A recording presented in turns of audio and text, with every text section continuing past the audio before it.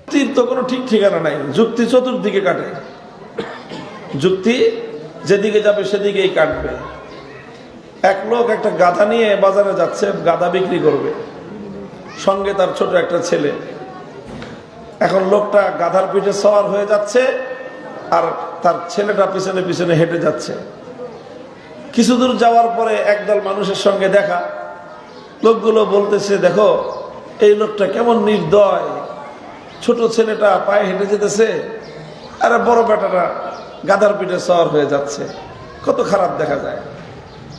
লোকটা বলল যে কথার মধ্যে কি আছে, যুক্তি আছে, এরকম করা আসলে ঠিক হয় নাই। তো লোকটা গাধার পিঠ থেকে নামলো, নিজের বাচ্চাটাকে ছেলেটাকে গাধার পিঠে সওয়ার করে দিয়ে চললো, বাপ বেটা দুইজন। কিছু দূর যাওয়ার পর 2 নম্বর গ্রুপের সাথে দেখা। এরা বলে যে দেখো ছেলেটা কত বড় বেয়াদব, বাপে হেঁটে যায় আর পোলা গাধার পিঠে সওয়ার হয়ে যায়, আর বাপটাও নিজের ছেলেকে বেয়াদবি শিখাইতেছে। লোকটা বলল যে কথার মধ্যে যুক্তি আছে।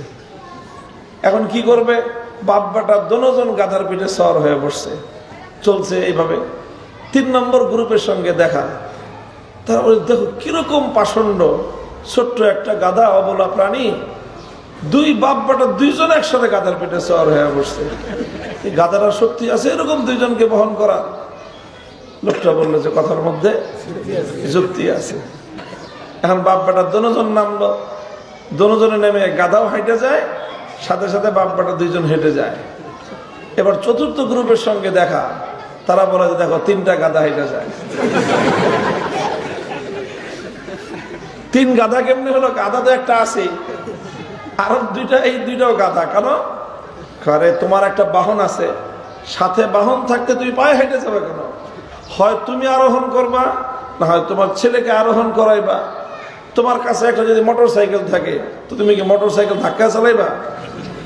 তোমার বাহন আছে, বাহন আল্লাহ কেন সৃষ্টি করছেন? ওয়াল খাইলা ওয়াল বিগালা ওয়াল হামিরা লিতারকাবুহা, এটাকে তো আল্লাহ সৃষ্টি করছেন এটার উপর সওয়ার হওয়ার জন্য। হয় তুমি সওয়ার হইবা, না তোমার ছেলেকে সওয়ার করবা। এটা কিরকম যে বাহনও হেঁটে যায় তুমিও হেঁটে যাও, তুমি গাধা নাকি? লোকটা বলল যে কথার মধ্যে যুক্তি আছে। এখন সে চিন্তা করতেছে করবো কি, আমি নিজে সওয়ার হইলাম নির্দয় বাপ, পোলারে সওয়ার করলাম হইল বেয়াদব ছেলে, 2জন সওয়ার হইলাম পাষণ্ড, 2জন নামলাম হইলাম গাধা। এখন লোকটা বিরক্ত হয়ে গেছে, তাহলে কি করবো এখন? আসল সমস্যা কি, যে গাধাটা সাথে থাকলেই সমস্যা। তা গাধা ছেড়ে দেই, গাধা তার গাধার মতো আপন গতিতে যাক, আমরা আমাদের গতির মতো যাই, তাহলে আর কেউ কিছু বলবে না। এই কথা চিন্তা করে সে গাধাটা ছেড়ে দিছে। তো গাধা যখন ছেড়ে দিছে, গাধা নিজের গতিতে লাফাইতে লাফাইতে জঙ্গলে চলে গেছে। লোক তো খালি হাতে বাড়িতে ফিরে আসছে। এখন গাধা বিক্রি করে টাকা নিয়ে আসার কথা, বাড়িয়ালি অপেক্ষা করতেছে যে 10-12 হাজার টাকা আনবে, এটা দিয়ে তার বিশাল প্ল্যান, অনেক কিছু করবে সে। এখন যখন খালি হাতে আসছে তো বাড়িওয়ালারা জিজ্ঞাসা করছে, গাধা বিক্রি করছো কয় টাকা? বলে যে না, গাধা তো বেশি নাই। কি করছো?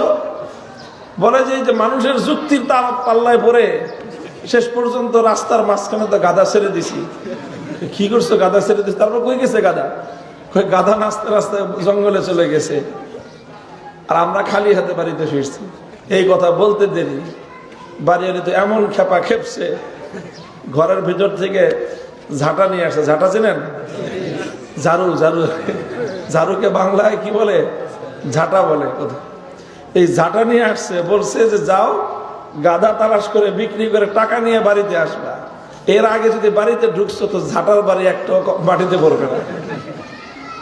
আসলেই যারা কোরআন হাদিস বাদ দিয়ে যুক্তির পিছনে ছুটতে থাকবে, শেষ বিচারে কপালে ঝাঁটার বাড়ি ছাড়া কিছুই জুটবে না। আসলেই ইসলাম মানুষকে এতটা আত্মবিশ্বাস, এতটা দৃঢ়তা, এতটা কনফিডেন্স কেন দেয়? আমরা এই যে এত আত্মবিশ্বাসের সাথে কথা বলতেছি, কিসের ভিত্তিতে বলতেছি? আমাদের একটা বিশ্বাস এমন আছে যে সারা দুনিয়া ভুল হতে পারে, আমার চোখে দেখা ভুল হতে পারে, আমার হাতের স্পর্শ ভুল হতে পারে, আল্লাহর কোরআন ভুল হতে পারে না। আমাদের বিশ্বাস হলো সারা দুনিয়ার মানুষ ভুল বলতে পারে, আমার নবী ভুল বলতে পারেন না। এই যে আমাদের আত্মবিশ্বাসের জায়গাটা এত মজবুত, এত মজবুত, এত মজবুত যে দুনিয়াতে কোনো জাতির কাছে এই মজবুতি নাই।